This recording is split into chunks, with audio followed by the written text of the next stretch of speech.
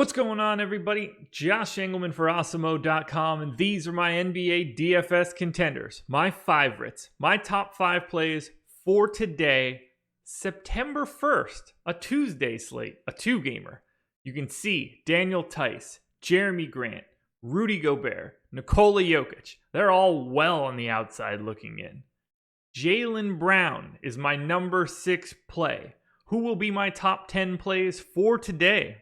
It's time to find out. But first, hit that like button, subscribe to the channel, and hit that notification bell so you know when this and all of our other content goes live. All right. Bear with me. Number 5, Marc Gasol. This is much more of a DraftKings play than it is a FanDuel play.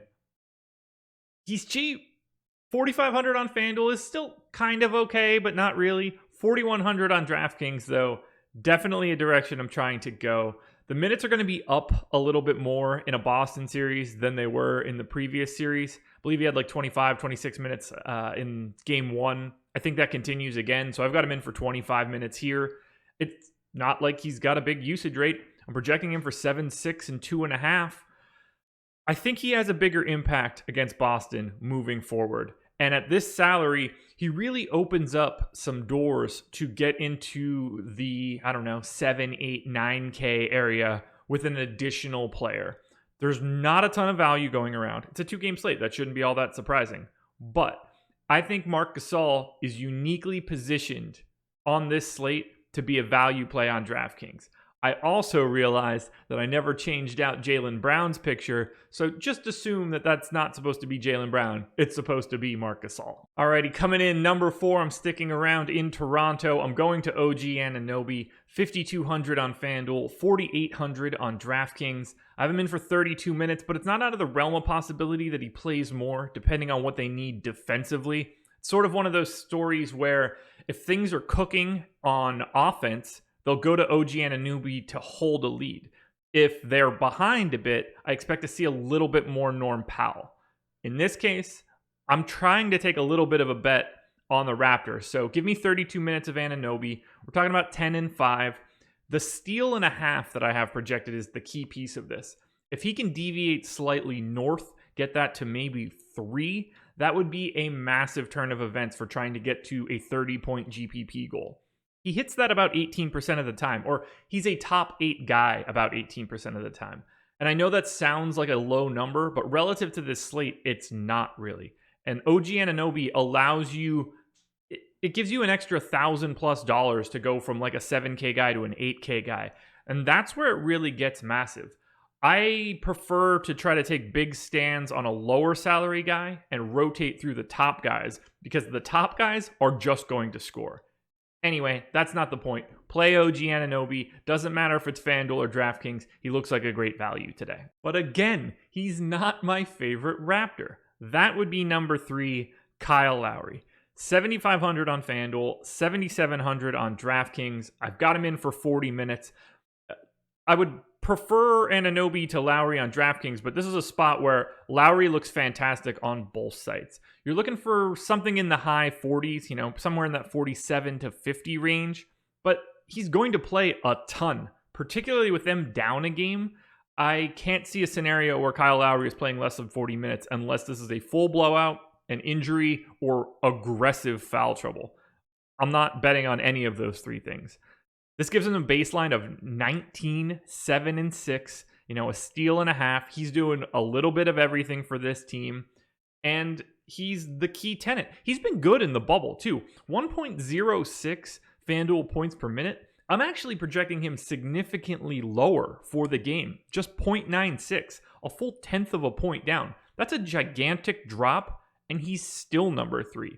If Kyle Lowry plays like he has in the bubble from a fantasy perspective, you are going to love having him. I'm leaving the Raptors, but I'm staying in the same game. Number 2, Marcus Smart. Big minutes. I'm giving him 38. They're going to need him today.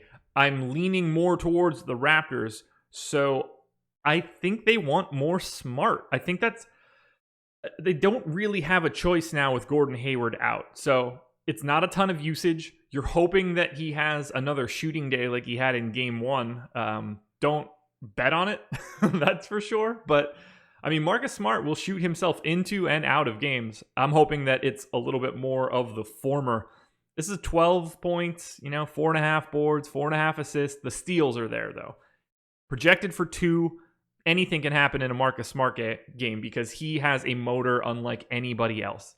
5,700 on FanDuel is the key price tag for you today. It's my number 3 play overall on the site. It's like a 0.75 guy. It's not exciting, but it's Marcus Smart in the playoffs, and that's a spot where I definitely want him. It's great to get a dog, and to get someone like him, 5,700, like I'd like to see that be like 54, 55, but so would everybody else. I'm anxious to see what his ownership looks like, but for right now, I see Marcus Smart as my number 2 play on FanDuel and DraftKings combined. And finally, coming in at number 1, we're going to Utah, first on FanDuel, first on DraftKings. It's Royce O'Neale. I'm assuming that everybody is just immediately stopping the video right now and closing YouTube or hopping into the comments or Twitter section to let me know that I'm a moron. But here's where I stand today. Royce O'Neale is going to play monster minutes. I understand that he's not really involved offensively. We're talking about a guy that does a little bit of everything. Kind of like Marcus Smart, kind of like OG Anunoby. That's cool with me. He's in a mid-4s price tag. Really easy to fit into lineups on DraftKings, dual eligibility. Power forward, not a huge issue for me. That seems like an easy spot to go to O'Neale on FanDuel. I think he's a top 8 guy 25% of the time on DraftKings, and that's really what I'm looking for. I'm not really confident in trying to pick between Jamal Murray, Donovan Mitchell, and Nikola Jokic in this game. I assume like 2 of these guys get there pretty well. One of them is a bit of a letdown. I would rather concentrate my ownership on some of these lower salary guys and not have to make a full choice at the top. I want to leave myself the options there. So I do like those guys. Their raw point ceilings are huge, but I don't see much that delineates them from the rest of the group. This isn't really a stars and scrubs slate. Nobody is truly expensive, so you're looking to be a bit more balanced. If I can find guys below the average salary that I like a lot, that just gives me more bites at the apple at the truly top scoring guys.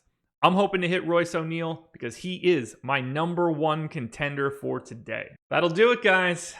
Those are my NBA DFS contenders for Tuesday, September 1st. It's incredible that we're in September. One last time, please hit that like button, subscribe to the channel, hit the notification bell so you know when this and all of the other content goes live.